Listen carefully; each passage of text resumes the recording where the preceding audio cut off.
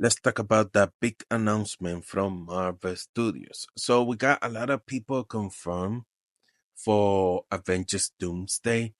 We got people from the Avengers, Thunderbolts, people from the Fox X-Men universe, and from the Fantastic Four universe.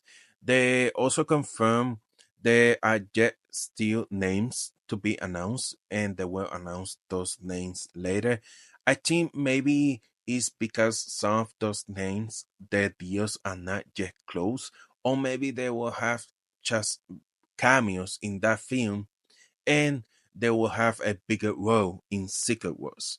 But let's talk about what Avengers Doomsday is actually going to be about. And I have a very strong feeling now of what that is. Then we can really understand why some people might not be in the film and why it will make sense that maybe they weren't in the film.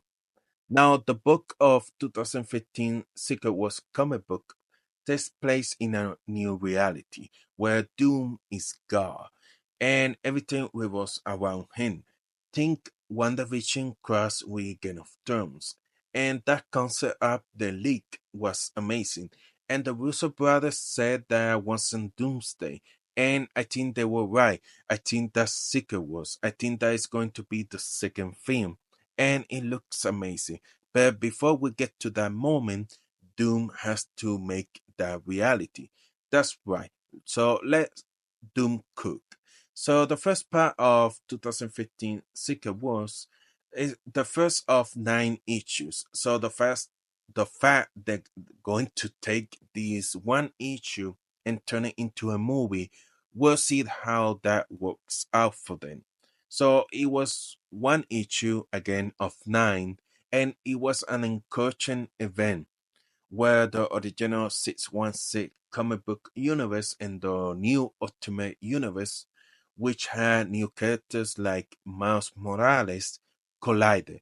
They ran into each other, they overlap, they could go into each other's universe just by walking in there or flying in there. It was cats and dogs living together. It was pandemonium. They started fighting each other because they were hoping to be the one that survived. Like this single universe ain't big enough for the both of us. But the Fantastic Four created a life raft of Sword. But Doom was like, Doom needs no life raft.